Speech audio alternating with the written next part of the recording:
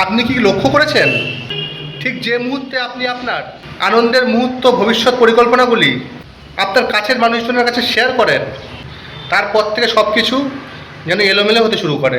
মনে হয় যেন কোনো অশুভ নজর নিজের ওপর পড়েছে। আসলে মনুষ্য সমাজটা বড়ই অদ্ভুত।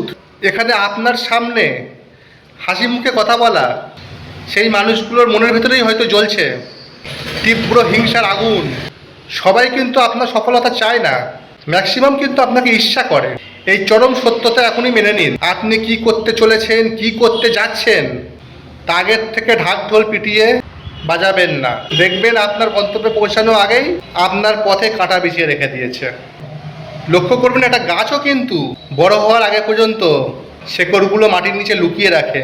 এটার থেকেই শিক্ষা নিতে হবে আমাদের। সফল হওয়ার আগে পর্যন্ত আপনার পরিকল্পনা কেউ যেন ঘুণাক্ষরে টের না পায়। আজকাল সোশ্যাল মিডিয়ার যুগে এক অসুস্থ প্রতিযোগিতায় সবাই দৌড়চ্ছে, তার থেকে নিজেকে বার করে আনতে হবে।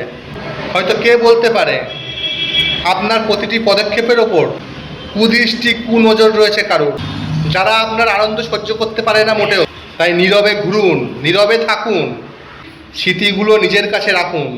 আপনার হাসি খুশি জীবনটাকে মুহূর্তের মধ্যে ছাই না করতে চাইলে আপনার সব আনন্দের মুহূর্ত শেয়ারে সবাই কিন্তু আপনার মতো হ্যাপি হয় না।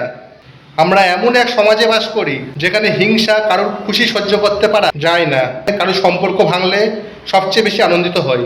শুরু হয় কান ঘষা, অহেতুক আলোচনা, অতীত নিয়ে খোঁড়াখুড়ি। আপনার হাসি মুখ দেখে, আপনার সুখের মুহূর্তগুলিকে দেখে সবাই যে খুশি হয় এমন ভাবলে আপনি কিন্তু নির্ঘাত বোকার স্বর্গে বাস করছেন। এই মাত্রাতিরিক্ত সুখের প্রকাশটাই বেশিরভাগ সময় অন্যের মনের সুপ্ত হতাশা এবং হিংসাকে জাগিয়ে তোলে। নিজের সুন্দর সুন্দর মুহূর্তগুলিকে সোশ্যাল মিডিয়ায় লাইক কমেন্টের জন্য সস্তা বানাবেন না। সত্যিকারের সুখ নীরবে। আপনার কাজ শব্দ করুক, নিজে নয়। আপনার স্বপ্ন যত বেশি শেয়ার করবেন, মস্তিষ্ক তত বেশি মিথ্যা তৃপ্তি পাবে, কাজের গতি কমে যাবে। তাই নীরবে থেকে ঘাম ঝরাতে হবে।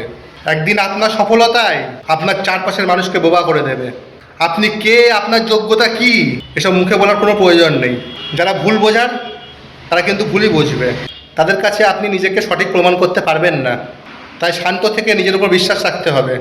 আজ যারা আপনাকে নিয়ে হাসাহাসি করছে, কাল তারাই আপনার নীরব পরিশ্রমের ফল দেখে আপনার লাইফ স্টোরি অন্যজনকে শোনাবে, উদ্বুদ্ধ করবে। সময় আপনার হয়ে সব কথার উত্তর দেবে। আর আপনি যদি অর্থনৈতিকভাবে সফল হন, তখন দেখবেন আপনার কাছে অনেকে সুযোগ খুঁজবে, আপনাকে ব্যবহার করবে। আর ঠিক তারাই আয় কম হলে আপনাকে তাচ্ছিল্য করা শুরু করবে। তাই আপনার টাকার হিসাব অন্য কাউকে করতে দেবেন না। শরীরকে ভেতর থেকে সুস্থ রাখার চেষ্টা করবেন। হেলদি লাইফস্টাইল মেনটেন করবেন, কারণ নিজের ভুল লাইফস্টাইল জীবনযাপন আপনার শারীরিক সমস্যা, মানসিক সমস্যাটাকে বাড়িয়ে তুলবে। সর্বদা চেষ্টা করবেন নিজেকে একটা রহস্যের আবরণে মুড়ে ফেলতে। নীরবতা হলো একজন বুদ্ধিমান মানুষের সবচেয়ে বড় হাতিয়ার। সর্বদা মনে রাখবেন, খোলা বই কিন্তু সবাই পড়তে পারে, আর পড়া শেষ হলে ফেলে দেয়। তাই নিজের জীবনকে খোলা বই বানাবেন না।